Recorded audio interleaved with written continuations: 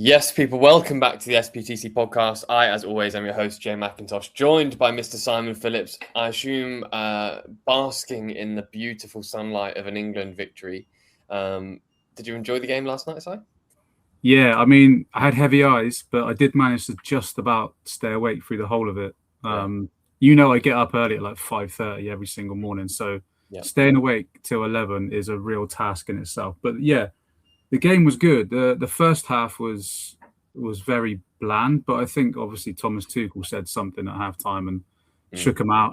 They came out second half, and it was just wave after wave of attack, and yeah, it was a much better performance. I thought Bellingham was awful in the first half, but second half he decided to turn up. But that's what he does. I think that's the kind of player he is. But when he's banging, when Harry Kane is banging, I think England, they can be a real threat. Got a very good midfield. The defence looked shoddy. Don't understand why he's playing John Stones when he's hardly played all season. You could see he was rusty. Not a great partner to be with either in Konsa. The two of them looked very, very shaky, especially trying to pass it out from the back. But I think when you look at the opposition in Croatia, it was a very sticky game on paper. So that Croatia team is sick. So to get a 4-2 win is like you've got to be very happy with that as an England fan.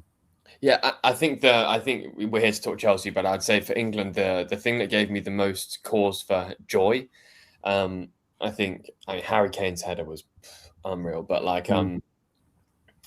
what I liked is after 72 minutes, he brings on 3 attackers. Yeah, we've asked Southgate to do that since 2016, 12, I don't know, however long, whenever it was. And I think it's a really good indicator because I'm not sure how many teams that are that England would be looking at as direct rivals to the competition have played at their opening game against an opposition that's quite so good. I think Senegal are probably as good as Croatia, so France probably did the same thing. Other than that, I can't really think. I think Spain probably didn't do so well. Germany had an easy run. I mean, Messi's still the best player in the world. Those kind of things, but I think for Croatia are a team that could absolutely get to a quarterfinal. Sucic in midfield is one of my favourite players for Inter. He's such a good football player. Vuskovic is a centre-back. I think will be the best centre-back in the world in the next 3 seasons or so. I think their team's really impressive. And I think it was 4-2. It could have been 6-3. I think the defence were a little bit shaky. I think the fullbacks got better as the game went on.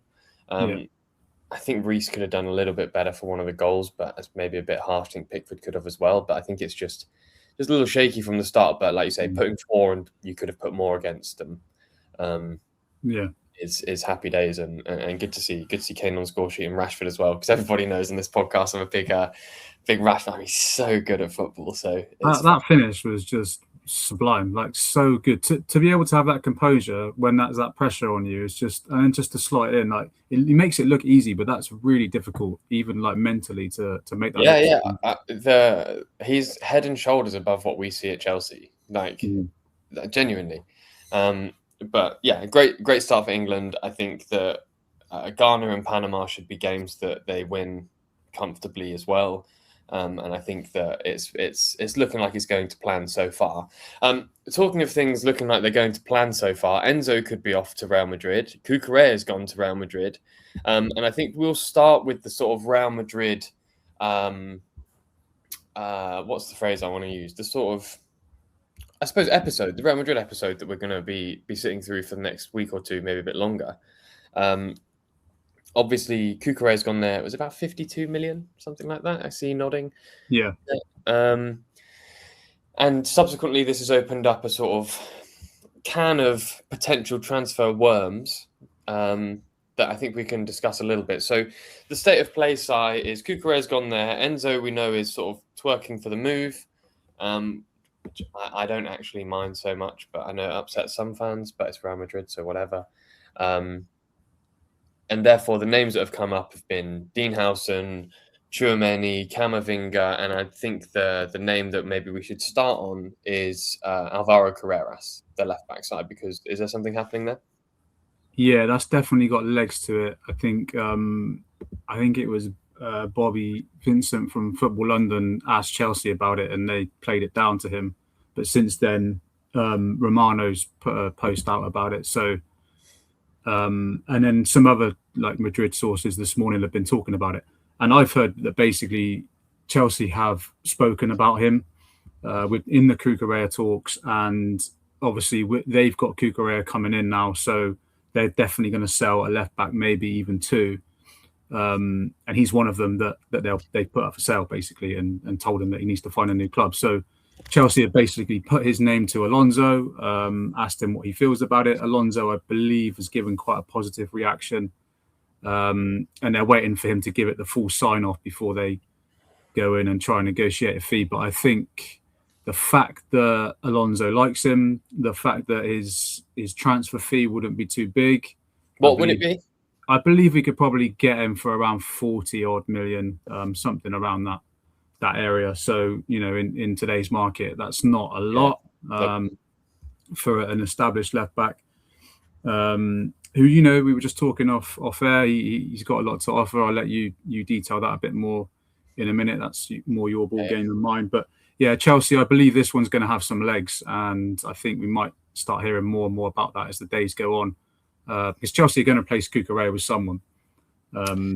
You know, it's going to be a player who could perhaps play in other positions as well. And, you know, Carreras has got a bit of that about him. I believe he can play in other positions as well as just left back. So I think, yeah, he might be someone to watch in the next few days. I think that one could advance, but we'll see.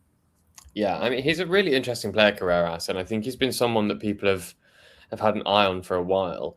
Do you know the teams that he's played for, Si? Go on. So his career is obviously, everyone knows that he was a sort of Benfica boy, but he's actually a Manchester United academy player. So he was at United from under 18s, under 19s, under 21s, under 23s. He played most of his football for the under 23s between sort of 2020 and 2022. He's 21 now, so you know, he was very young playing up an age group. He obviously went on loan to Preston North End, which is funny, Granada, and then plenty of time at Benfica before going back to Real Madrid. The interesting thing with Carreras, I think, as a profile is I think people feel underwhelmed by him, but I think that's because they don't know who he is and what he can offer. And I think actually he's a player that's more suited to the Premier League than the Spanish League. And I say that because the Spanish League is highly technical, as everybody knows. And I think the Premier League is give or take just as technical, but it's more pacey in a way. And some of the technicality of the league is different because in the Premier League, the physicality is higher. But with someone like Carreras, he's 6'1". He's a big guy for a fullback. Like, you don't actually get many 6 foot plus fullbacks. I think that's why Real Madrid have gone for Dumfries on the right, because there's a real threat there. Carreras can play centre back, but obviously he's better at left back. And there are a few things I think about him that I think stand out that make his potential move quite promising. So last season at Real Madrid, he played about 2,300 minutes, which is quite a lot, actually, and would broadly be what I would expect him to play at Chelsea if him and Hato are sort of rotating and there's a little bit of change. Maybe he'd get up to 2,800 minutes if he really locks down the position. But let me just sort of detail a few things that I think are significant about him as a football player. So firstly, his passing, like his pass accuracy, is broadly 90 to 92% every single time that he plays. Like, that's a really significant skill to have, because he's not sat in the middle of the park. He's actually out on the left-hand side, so your passing lanes are slightly more limited. He's very, very comfortable and in possession. He likes to touch the ball quite a lot, and he was given that responsibility at Real Madrid during his time. Like I said, he's 6'1", so for a fullback, he's more aerially dominant than pretty much the majority of fullbacks you can find. The two sort of defensive stats that I think are really impressive, and I've said on the show that I think it's quite hard to look at defenders statistically because the context in which they play is so different, right? So you can get someone who plays like James Tarkowski always statistically stands out a lot. He's always in some of the best defenders in Europe when you look at the data, but he has to defend all the time. So his data will be higher because his role is so central in that team. It's defense first team, whereas Carreras is in an attack first team. And you think that Chelsea will likely do the same thing. So it's less about looking at tackles, but for me, it's more about interceptions and recoveries. And when you look at someone like Carreras, he's in the sort of top 10% of fullbacks for recoveries per 90 minutes. And actually, he is literally like the best fullback in the world at ball recoveries per 90 minutes. He's above the top 1% essentially his sort of ball recoveries are around 6 per game, which is super high, like super high. And if you combine his ability to read the game and intercept with his ability to recover the ball quickly and his ability to successfully pass consistently, plus his height and his age, I think is an interesting idea. I think Chelsea fans would rather Lewis Hall, but because he's a known quantity, and that's fine. I think Lewis Hall is, you could argue he's better because you know him more. We know what Lewis Hall is. He's a very, very talented player, but you don't get a Real Madrid move from Benfica by being at 20 years old, by being average. And I don't think players who necessarily don't find their feet at Real Madrid fully, I don't think they lose their credit as much as they would do at other teams, because it's a very specific place to be. And I think if the asking price is around 40 million euros, that's a very, very, very good price for someone with that potential and having demonstrated it at Real Madrid, at Benfica. He's played Champions League football for 2 clubs. And the element of, would he count as homegrown due to being at the United Academy from under 18s? I think I heard that he would. I'm not 100% sure on that, but I think I did hear that he would be, Yeah, and like, he played 40 games for Preston. Like, he actually knows what the physicality is like in those lower leagues in England, and that's a significant thing to have, actually. So when you look across the board, it's like height, tick, recoveries, tick, interceptions, tick, price, tick, age, tick. Even things like same nationality as Alonso, so there's no communication error whatsoever. Tick, tick, tick. Like, it's interesting. It's really interesting. My left back choice wouldn't have been him, but I'm happy for it to be him, I suppose. Is Enzo going to go there? Yeah, I think so. I think it's been on the cards for a long time. Yeah. Obviously, I've got a feeling that I think we might hear something about this in the next day or two, over the weekend, I believe. I think Chelsea will try and sell him before the end of June. 100% they will, yeah. Yeah, so I think we're going to hear something about that. I don't think Cucurella would have gone there. Obviously, it's Real Madrid, so there is that element. But I think he's gone there knowing that Fernandes is coming with him. So I think that is like a double deal kind of thing. I just think that Real Madrid and Chelsea have got to confirm the fee that they're going to pay for him, basically. And I think that the fee could actually involve other players coming to Chelsea from Real Madrid. So obviously, as we speak about every week, it's not a swap deal. It will be separate deals. But Chelsea are talking to Real Madrid about other players such as Carreras, who we just spoke about there. So I think the fees are going to be agreed based upon what's agreed for Carreras and what was agreed for Cucurella. They're all going to connect. Of course they are, what I'm saying here. And I think once that's all in place and the other deals start trying to come through, I'll be shocked if we don't get at least one player from Real Madrid. That was going to be my question. Do you think it would be a sort of, let's say Enzo, Cucurella go, could you see 2 players coming our way, or 3, or do you think it'd be a 2 for 2, or maybe a sort of, they buy Enzo, Cucurella for, let's say, a close to combined 200 million euros. We get Carreras, and I don't know. How does it look? I think it's going to be, I don't see 2 players coming. I know they'd love to have Tchouaméni, but I don't see that going forward. And the other players that are on this list that Chelsea have mentioned to them, obviously Housen is one of them. And again, Chelsea would love to sign him, but I don't think Jose wants to let him go, even though, he's signing other defenders. And Housen is going to have a fight to get into that team. I think Jose would prefer to keep him. So Chelsea would definitely prefer to take 2, I think, at least 2 from Real Madrid, but I just don't think it's going to be feasible at this point. I think we're going to see, the other player that I know that they asked about, which caused a real stir yesterday because people don't know him and he's young. And, Chelsea fans get angry when they hear links for people they don't know and that they're young teenagers, is Valdepena, who's another left back, but he's young. And obviously for the future, I don't think Chelsea would get him this summer. I think they're just kind of, keeping the relationship with Real Madrid and saying maybe down the line we can sign him. And I think it's just something like that.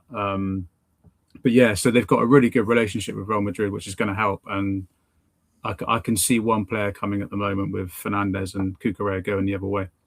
I mean, Valdepeñas is one of those like immensely exciting football players. Again, for those that don't know Valdepeñas, he's a sort of 19-year-old. He'll be 20 in October, I think. He's a left back Real Madrid academy.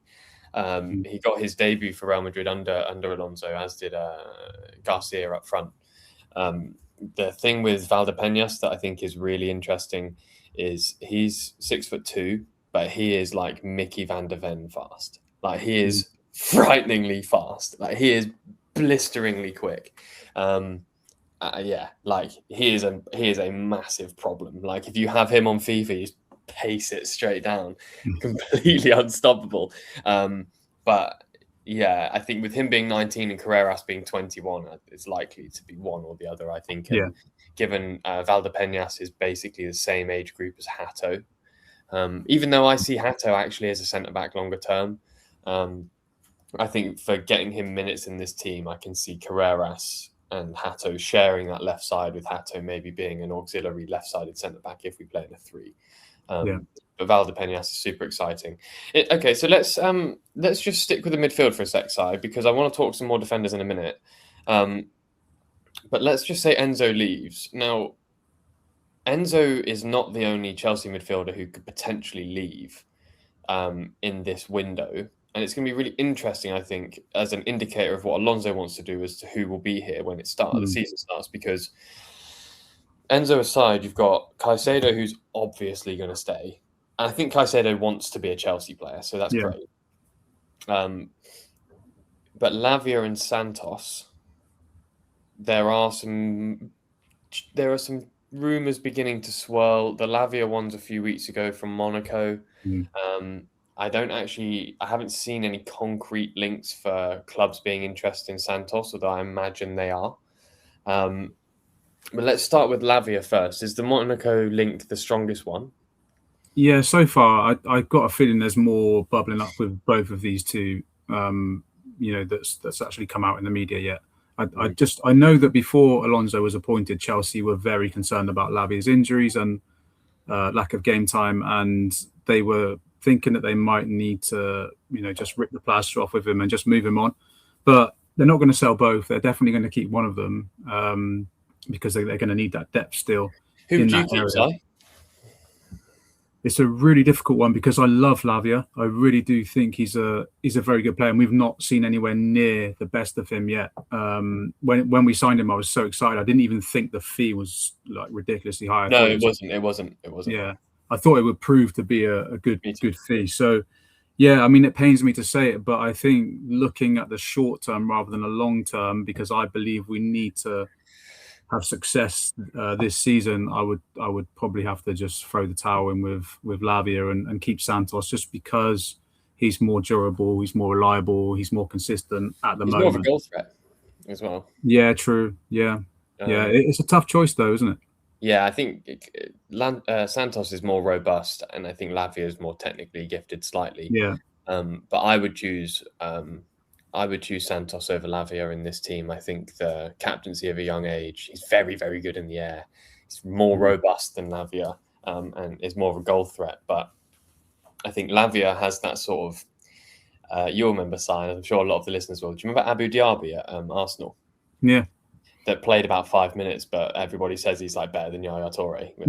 He's not. But like Lavia has a little bit of the of that sort of feeling, which is like, us Chelsea fans have seen in those small glimpses you get of him, just this frightening, press-resistant, pass-cutting ability that he has. Yeah.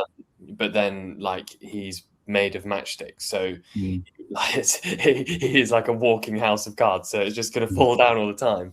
And maybe the Premier League is not the best place for his physicality to build.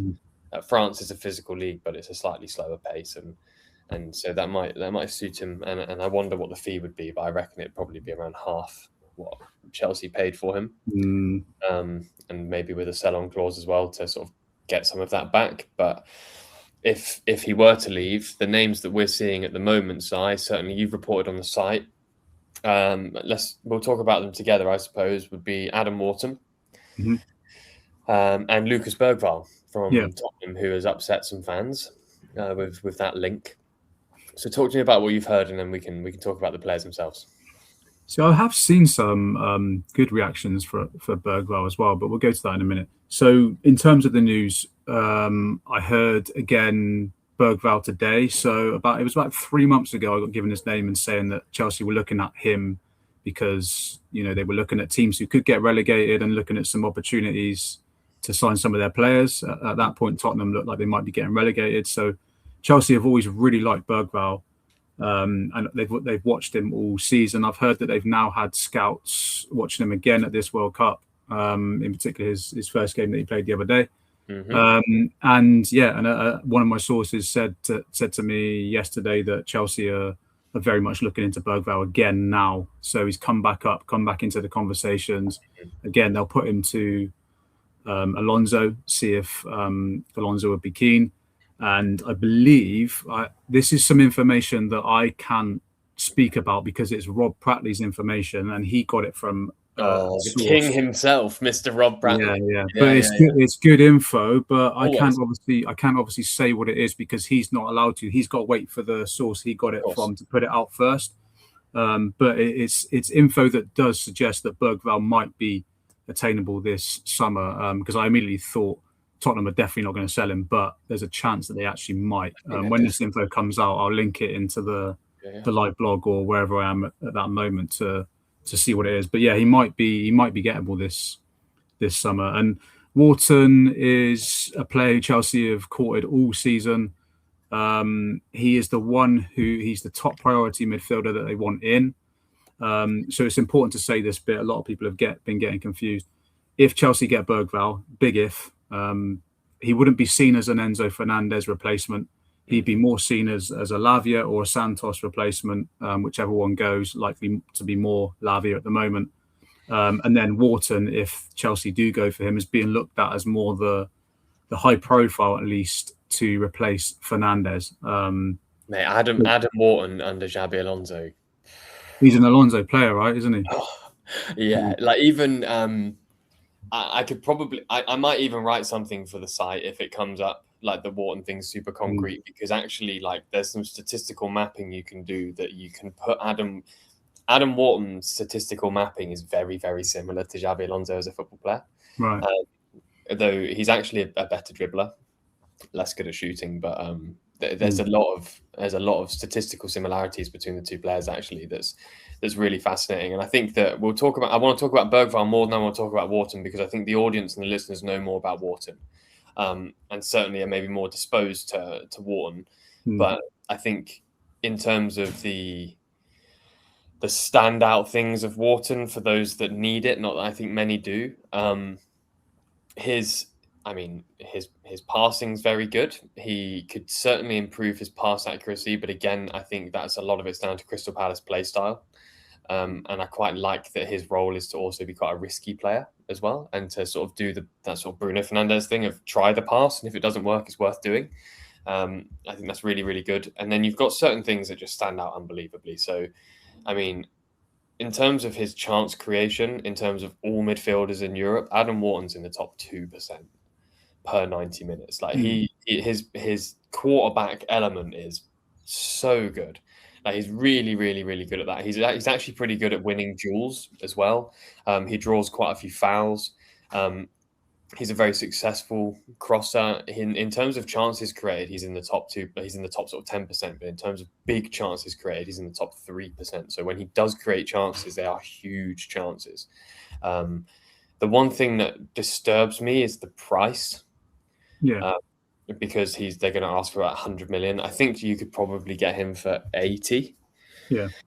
And that's maybe okay given the sort of state of the league. And I think if Tonali's going to Spurs for 100 mil, is Adam Wharton, a 20 million pound player less than Tonali? I don't think so, based on the season that's just happened. I think Tonali just carries more sort of name brand, I think. But Wharton is a wonderfully, wonderfully talented player. And I think a lot of fans would be quite happy for Wharton to sit there. And I think that if you have, Wharton under Alonso with Caicedo as a 2, that sort of Caicedo, the destroyer and very comfortable on the ball. He's a very good passer as well, as we know. But if Caicedo can free Wharton up a little bit to express those chance creating elements of his game that he has, I mean, you're in for a real superstar potential player in Adam Wharton and an England international for the future for sure. Again, going like Carreras, he's got championship experience, obviously at Blackburn. He's nearly played 100 games for Palace now, Wharton as well. So I think that's what you need. And then with Bergvall, he comes from the club that Spurs signed him from are one of the like 5 or 6 clubs that maybe 10 clubs that, as a sort of nerdy stats football person, when I do that work, that I look at a lot, and Djurgårdens are the team. I really, really, really rate Bergvall, like genuinely. I think he's one of those players that if you're looking at him and you're going, oh, he's dreadful, like Spurs were rubbish, like he played 900 minutes in the most flailing Spurs team in the world. And I think that if you were to say, oh, Archie Gray might come to Chelsea, I think people would be, oh yeah, cool, Archie Gray is really super talented. And it's like, he also got minced in that Spurs team because Bergvall had to play centre-back, centre-mid, right-back. Gray had to play the exact same positions in a team that's bombastic, makes no sense. I suppose it's a similar argument to the one I made about Garnacho, to be fair, and that's not quite worked. I think I said at the time, Garnacho, I think, stood out in a terrible Man United team, which I think was true at the time. I don't think Bergvall is like the standout Spurs player, but equally, I don't think you can look at a 19-year-old at Tottenham and be like, God, they're terrible, and he's just clearly not worth it. Like, that's not the case at all. I don't think he's as talented, like naturally talented as Lavia, but he is available to play. Yeah. And he's super young, super gifted, plays internationally. And I think he's a player that Alonso might like. And I think if the price were correct, and Spurs need the money because they're looking to do some sort of major spending spree. I will say, I think the price they paid for Van Hecker is hilarious. I'm amazed. I'm not surprised that Chelsea didn't pay 50-something million for someone with 1 year left on their contract. But that's fine. I like both players. I think Wharton is a level above, obviously. But I think Bergvall can be a Champions League level football player. Genuinely. Like he's a kid. He's a kid. Like, and Spurs has been a really difficult place to earn opportunities and to actually show that you're worth it. And actually he's won a European Cup as well. So you know, at least he's been there and knows the journey to win silverware. And he plays internationally. I mean, he's 19. I don't know what more you want, really. Like, we're not going to always be able to sign like the Esteve out of every position. But Bergvall's availability, I think, is obviously greater than Lavia's. And if Lavia were to go one way and you were to sort of use that money to buy Bergvall, I wouldn't be overly hurt. I think the only thing I would say, and I don't know actually, because my football work and focus is actually rarely on Chelsea's wider teams, so beyond the first team, but it's Italian and German football mainly as well. Like, the only thing I'm not sure is there a midfielder in the Chelsea academy that would be better placed to be promoted rather than spending that money on Bergvall and use that money elsewhere? I think that could be the only argument I could understand against him, but my knowledge of the youth teams isn't actually that strong, in fairness. So I couldn't answer that question. But if the answer to that question is no, then I think it's a relatively sensible signing, depending on the price. I don't want to waffle on for too much longer, Si, but I want to talk about 2 French players. One potentially incoming, one potentially outgoing. We'll go with outgoing first, Malo Gusto. Obviously, the Inter Milan links, they're still waiting for a few of their top targets, potentially, but Gusto's on the list. We obviously have heard his name with sort of Manchester City conversations, which I think is interesting. Has there been anything going on there? His agent is talking to 3 clubs. I know 2 of them, Inter and Man City. I don't know the third one. There might be more as well. He's obviously one of the players who was closer to Enzo Maresca when he was here. So he was one of the ones that was a bit upset when he left and could easily be swayed by a move elsewhere. It's not one of those transfer stories where he's actively looking to go in terms of pushing it like Enzo and Cucurella did, but he's open to moving. He's open to listening to other offers, which is what his agents are currently doing. And Chelsea have got the same stance. They're not saying he's not for sale.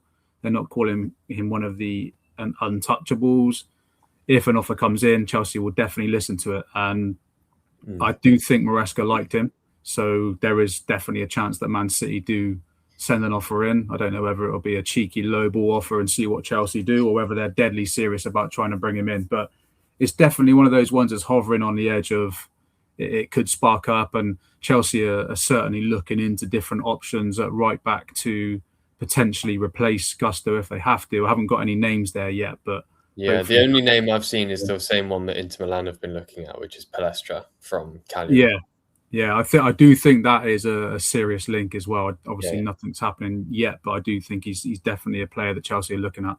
But yeah, if that moves, then I'll probably get some more names on that. I think I do have a feeling that Gusto could go. I think it would be more on his side. I think he might end up saying, "Look, City want me, I want to go," and I do think he could end up leaving. Yeah, and again, you look at someone like Palestra, right? Like, I've had my eye on him all season because Cagliari are an interesting team, but he's been the best right back in Italy outside of Denzel Dumfries, who's gone to Real Madrid. And the interesting thing, I think, with the Palestra links is that you lose Gusto and Cucurella, who are both 5'9", 5'10", and you bring in, say, Palestra and Carreras. You then go from 5'9" and 5'10" to 6'1" and 6'2". Yeah. And I think that's actually really significant, to be honest with you. The versatility for both those players, actually, Palestra is more comfortable further up the pitch than Carreras. I think if Carreras weren't to play left back, he'd play centre back, whereas if Palestra weren't to play right back, he'd play right mid. But you can see, and again, another player I'm going to mention in a second, you can see that the height and strength of the targets is bigger than what we have. I think that's clearly been identified as something that the club need to work on. Last one signed, unless there's any other names I'm forgetting, but Maxence Lacroix from Palace. His name is constantly sort of spinning around. Is there anything new on that, or is it just general interest remains, but we shall see? Yeah, so this is a guy who Chelsea had on their list before Alonso came in. This is a centre-back who Chelsea really believed that they wanted to add because of, he's a warrior, isn't he? He's that kind of player that Chelsea don't really have at the back, a commanding sort of centre-back. And 6'3" as well.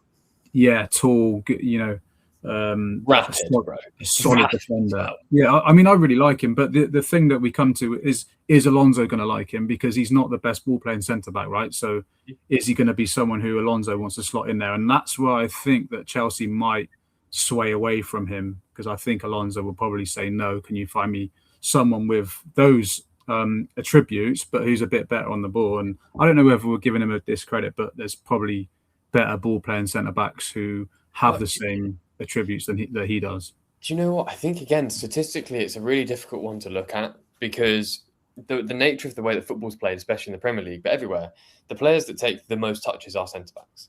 If it's not a centre-back, it's your number 6. But typically, it's for centre-backs. So centre-backs are on the ball an awful lot. If you look at someone like Lacroix, and actually it's important to consider Wharton as well, because Wharton's pass accuracy is relatively low in terms of successful passes, because he's asked to do some riskier things. If you look at pass percentage, like in terms of passes completed, Lacroix's pass percentage over the course of the entire season last season was 88%. Like 88%, and that puts him in the bottom 60% of players, like centre backs, and his pass accuracy is 88%. Like that. That's just indicative of how the game goes. And I think actually, when you look under the hood a bit, like actually one of the things that Lacroix is quite good at is his accurate long balls. He normally about 8 out of 10 he makes, which is really great actually. And Levi can do the same thing to a better level. But actually, I think Lacroix's ball playing as a footballer is slightly underrated, because I don't think at Palace that's his job in any way at all. I think so. At Chelsea, he could probably demonstrate a little bit more. Again, like, I think he's the right age profile, 26 years old. He's played nearly 250 first-team games from like Sochaux until Crystal Palace, but mainly at Wolfsburg and Palace. And what I like about Lacroix as well is oftentimes what you see with football players, especially linked to top clubs like Chelsea, is when you look at their price over time, you typically see a sort of linear pattern of sort of upward trajectory, whereas Lacroix's goes up, then down, then up again. And I think what's really indicative there is this is a player who reached a peak level, didn't maintain it because Wolfsburg are a really weird team in Germany, and then has made a move and increased his value back up again. And I think that it indicates to me a mentality that's, I'm going to be here and I'm going to work hard and I'm going to keep it moving. I think that's a really, really impressive thing to do, because lots of players whose price begins to drop, they don't often push it back over from where it was, whereas Lacroix actually has done that. But I agree, like he's maybe not the most ideal. Like, if you could draw and design a centre-back that Chelsea need, it wouldn't end up looking completely like him, but he's certainly got the attributes that I think could be useful for the team. But I would see Lacroix as a replacement for Tosin, or Badiashile or something like that. I think in like my dream back four, whatever, Colwell would have a different partner. Or I think Alonso is going to use Achimpong a lot, but I think that I would be comfortable with sort of Levi, Hato, Achimpong, Lacroix, and like a main partner for Levi, like Diamande or someone like that. But again, Palace have won 3 trophies, and Lacroix has been absolutely key to all of it. So, like, it's the same with the Bergvall thing. Like, they may not have always performed the best in their system, but they've gone the process to win trophies. And you ask any Chelsea fan, I think next season, if we take an FA Cup away, everyone will see it as a successful season. So I think we need to get a trophy under the belt, so players that know what they're doing would be pretty useful. Have you missed anyone, Si? No, I don't think so, mate. Damn, we're doing pretty good to get 40-minute podcasts out, given there's very little Chelsea transfer rumours. Yeah, we did good then. Any sort of World Cup highlights? You enjoyed it? Yeah, I think I've enjoyed it overall, to be honest. I wasn't expecting to enjoy the level of football as much as I have. I think it's been because, it's the World Cup and teams are coming here and they're just going for it, aren't they, at the moment? They're just, we're not seeing what we see in the Premier League where someone's trying to grind out a draw. There's been a few teams who can only really do a low block and hope for the best, but mostly we've seen teams going at each other, and it's for the fan, it's made it for quite an entertaining and enjoyable watch. People call them the basketball games, but those are the games we love to watch, isn't it? End-to-end stuff. It's great, and I've enjoyed it so far. I think France have looked good. Obviously, with their attack is just insane. A couple of wild cards for me who I did enjoy watching was USA. I think they've got quite a good midfield as well, and I know they didn't play very well, but I think they've got players who could spring a few surprises. Was Scotland as well? I think the boys, yes. Is that? Hang on, have you got Scottish roots? Yep, I am a Mcintosh. Yeah. My first name and surname is Scottish. An unbelievable amount of my family is Scottish. If I were a football player, I would certainly have the ability to play for both Scotland and Ireland, because my mum's Irish and my dad's family from Scotland. So I'm very soft on Scotland, obviously. I think you're right to point them out, and I think they can cause teams real problems as well. Actually, I have a question, Si, because we were debating last night. I went and hung out with sort of 10 of my mates to watch the England game, and I know waffling now, but do you think in the England setup, the team that played last night, do you think England would be better off if McTominay were there over Anderson? Oh, that's a good question. Because I think McTominay is more of a 10, like a Bellingham 10. Yeah. But that was the debate in the room. I think in the first half yesterday, I think if you've got McTominay instead of Bellingham, then England weren't doing as badly as they were, because he kept giving the ball away and he kept falling over every time he got touched. He was so frustrating. So, in terms of, Anderson was so good in controlling the tempo of the game yesterday.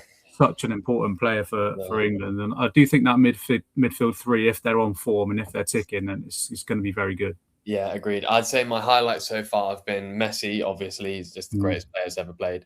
And I think it's very, very, very funny that we have this chat about, like, Dembele Ballon d'Or, Elise Ballon d'Or, Kane Ballon d'Or. The best player in the world is obviously Messi.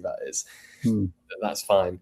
Norway, I think, look scary, man. Yeah. this is Haaland's first World Cup, and like he legit could, like we were saying last night, they could go out in the quarters, but he could have scored 10 goals and would be like the 5th highest World Cup scorer all time, and only played one. And I know it's a bit of a point scoring one, but there's a certain former defensive midfielder that played for Arsenal that is not allowed to enter quite a few of the countries for reasons that we don't need to go into, but we all know about, which is an interesting reminder of the things that have been going on at the team that has just won the Premier League. So I think all those things are fairly interesting. But I quite like the vibe of the World Cup, actually. And I think now that England have kicked off and started strong, like I'd rather win 4-2 than 1-0 because we've done lots of 1-0s, and I'd rather see some fun football. So definitely. Yeah, happy days.